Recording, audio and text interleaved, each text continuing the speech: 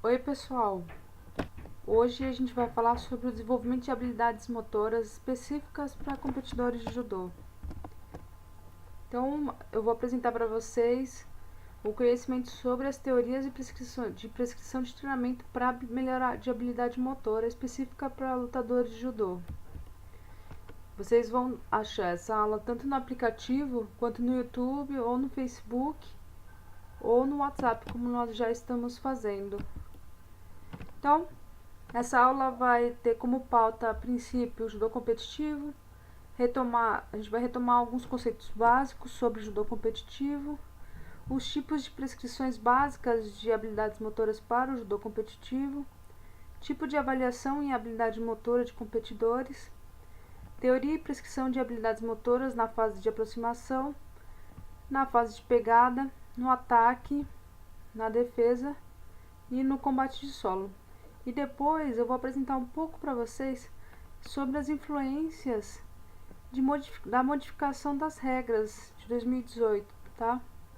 Em 2017, a Federação Internacional de Judô modificou as regras oficiais das competições e em 2018 começou a vigorar essa nova regra. Eu acho que vai ser interessante vocês saberem quais são as futuras sugestões de adaptação dos atletas, tá? Como vocês já sabem, o judô competitivo, ele merece entertaining earlier on, and we'll see Anne in the upcoming contest. That's the final, but before that, there's the second of the bronze medals. Haydarov wearing blue here for Azerbaijan. Sure if he is current. Is he current world junior champion? Probably not current, but he was. And then senior Europeans, and look at this, straight in here, and Kusik there deciding that he's going to take the fight to Haydarov. Haydarov just turned him into the hold then, that was nearly on. Tomar essas fases. Por que são importantes essas fases? Por que estudar essas fases? Na verdade, tanto para a preparação física quanto para a preparação técnico-tática, observar as ações particulares do judô faz com que vocês consigam melhorar não só as habilidades motoras específicas dos atletas de alto rendimento, como até mesmo melhorar a habilidade daqueles que estão por vir, os atletas em formação. E como nós tínhamos visto na última aula prática, avaliações físicas, prescrições de treinamento para melhora de capacidades e habilidades físicas associadas com a modalidade, elas precisam ser pautadas dentro do contexto de combate.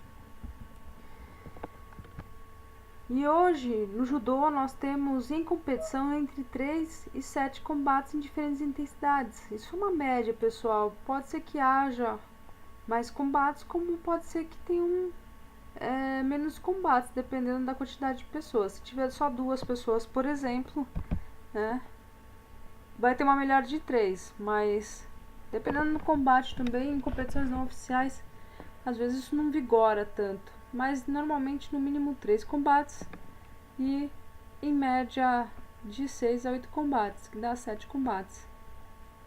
Como é que funciona o combate? A duração para infanto-juvenil e pré-juvenil, ou seja, pessoas abaixo de 14 anos, é de até 3 minutos. Apesar desse tempo ser restrito a 3 minutos, curto, ou seja, mais curto que acima de juvenil, que são 4 minutos, essas crianças e esses pré-adolescentes, eles realizam ações não tão intensas, digamos assim. Por quê?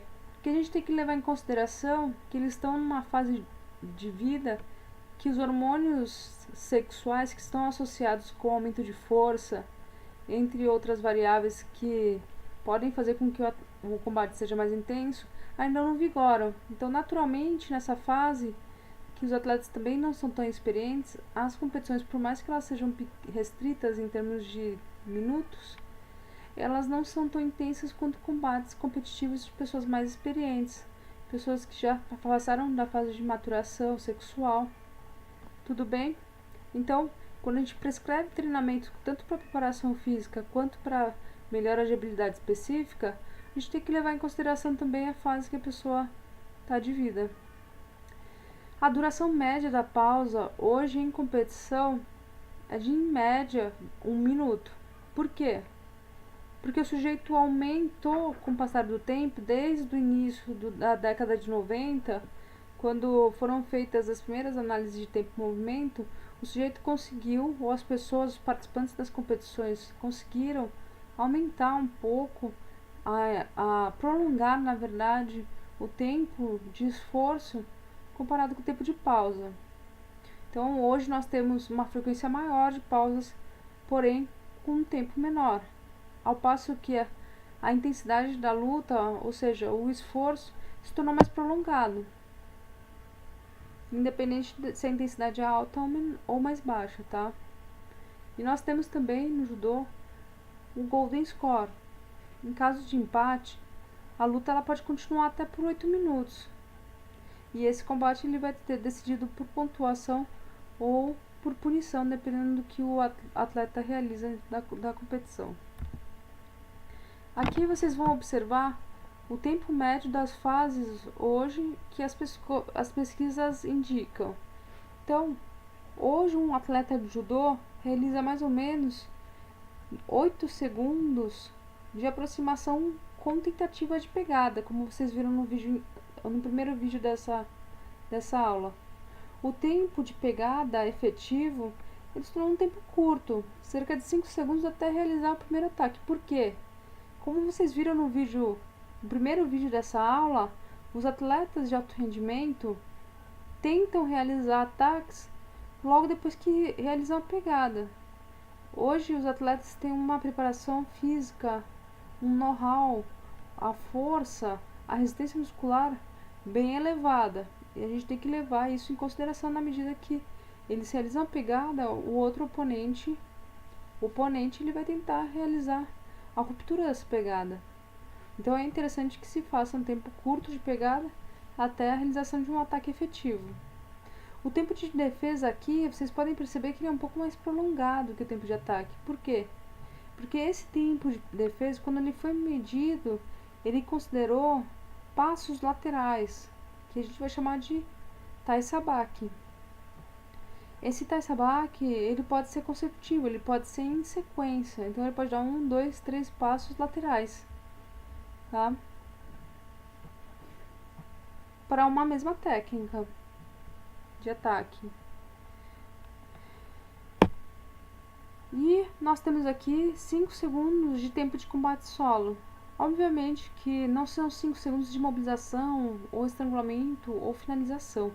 Esses 5 segundos é aquele tempinho que o sujeito debruça sobre si, realiza uma posição de decúbito ventral, aguardando a tentativa de ataque do oponente, tá? Que muitas vezes não é tão eficaz quanto poderia ser.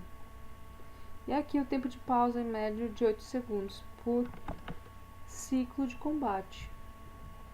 Então, cada ciclo de combate teria isso dentro de uma competição, digamos assim. Ah, professora, por que eu tenho que estudar isso? Porque como nós vimos na aula passada, você pode usar isso para realizar a preparação física. Ou seja, se você sabe que tem 8 segundos de intervalo de baixa intensidade por 5, 8, 15, 23 segundos de intensidade moderada a alta, é interessante que você faça a preparação física baseada nessa temporalidade, ou baseada nessa temporalidade, tá? Da mesma maneira, quando a gente pensa em habilidade motora, nós temos que observar aqui nesse ciclo o que é determinante.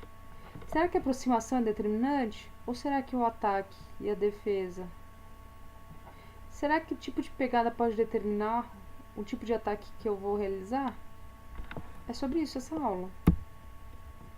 Então, nós temos uma divisão dos atletas considerando categoria de peso, que aqui no Brasil a gente tem uma categoria a mais, a super ligeiro, e no resto do mundo, como aqui no Brasil nós temos 7 categorias, que vai do ligeiro até o pesado.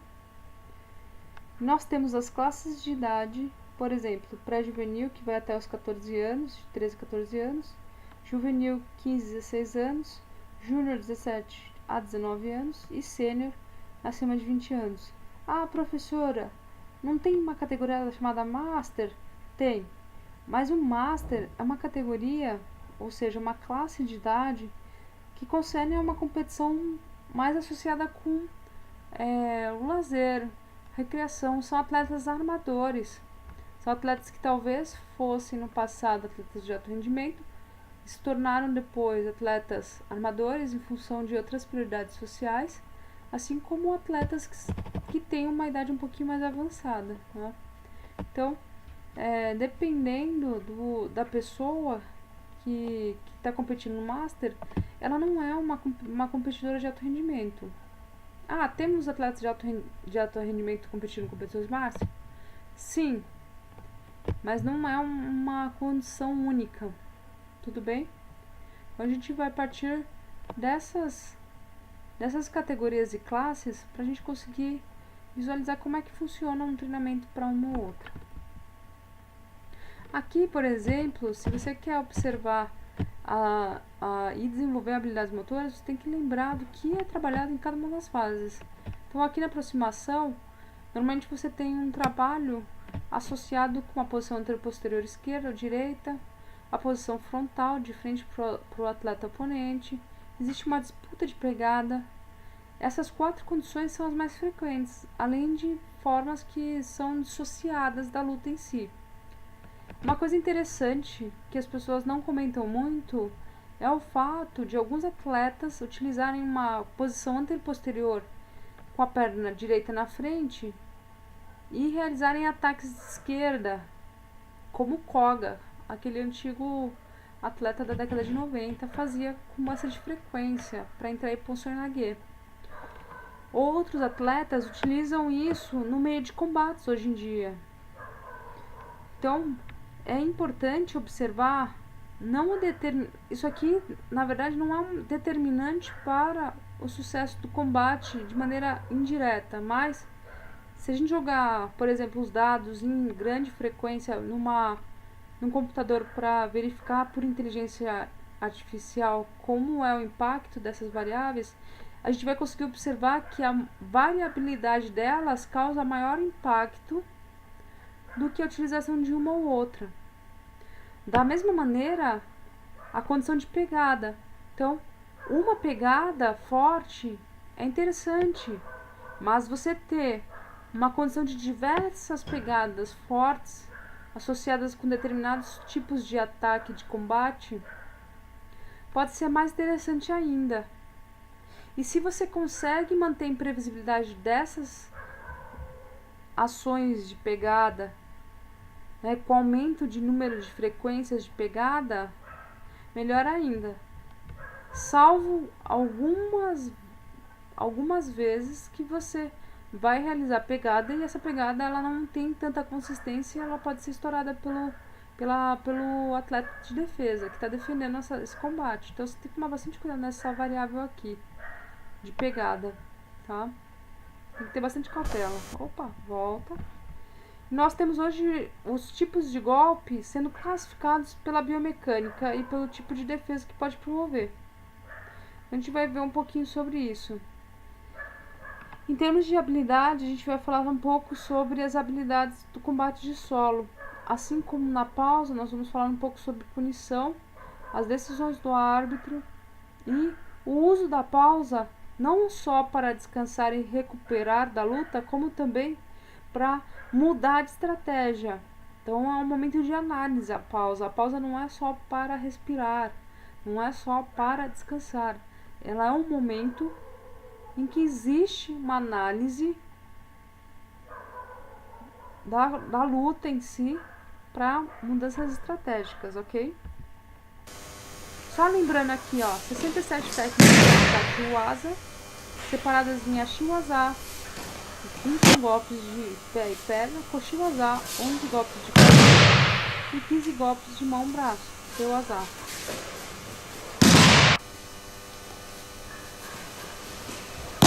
Nós temos 67 possibilidades na Gyoza, salvo os golpes que foram proibidos recentemente. É interessante trabalhar com uma gama de golpes e possibilidades maior. Isso vai causar imprevisibilidade na luta. In between both of his legs. Body in order to throw your opponent to... Aqui nós temos também golpes de Sutemi Waza, que vão se consagrar em 20. 5 Masu Temi, que são golpes de sacrifício frontais. Opa! E 15 golpes de Ukosu Temi Waza. Ok? Que são golpes laterais. Na verdade aqui tá errado, é lateral, tá? Nós temos também os Atemi Waza, que são 22 técnicas de percussão separadas em Ashite Waza e o De Ate Waza.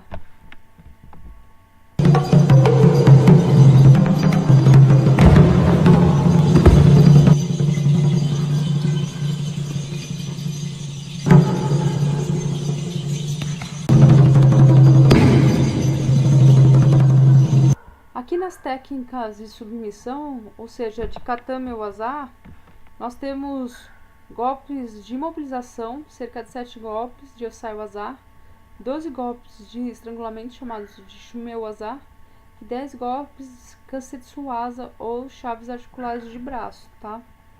Então a gente vai tentar trabalhar isso dentro dessa aula. O que aconteceu no final de 2017 para 2018 que mudou?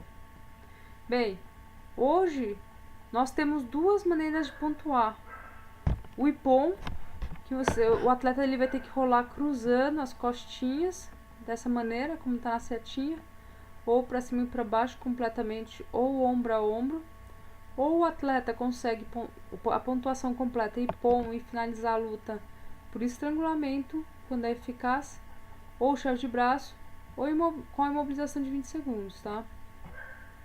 Aqui no Azari, nós temos uma diferença crucial, que é a forma que o sujeito rola sobre as costas. Então, golpes que não se consagraram Ippon, normalmente são golpes incompletos. Por quê? Porque além deles não terem força, velocidade, controle, normalmente o atleta que cai, que é projetado, ele rola por uma parte só das costas, ou na parte baixa, ou do lado direito ou do lado esquerdo. Se o sujeito imobiliza por 10 segundos, ele já consegue um Azari. E hoje são as duas pontuações que a gente tem no judô, apenas essas duas. O Yuko não existe mais e o Koka também não existe há muito tempo. Bom, passada essa parte básica, o que nós temos que perceber para realizar a prescrição das habilidades motoras específicas para competidores? A primeira coisa é estilo pessoal. O Ted Riné luta muito bem, é muito eficaz e ele tem um estilo específico particular a ele. Da mesma maneira, nós temos aqui o Rafael Silva, que é um adversário grande e forte como ele, que tem um estilo completamente diferente de luta e também é um grande atleta. Além do estilo pessoal que precisa ser analisado, pessoal, nós temos a adaptação que pelas regras que a gente vai conversar no final dessa aula, ajustes que tem que ser feitos das técnicas, das habilidades motoras em geral, associadas com o oponente que vai ser que o atleta vai confrontar em determinadas competições.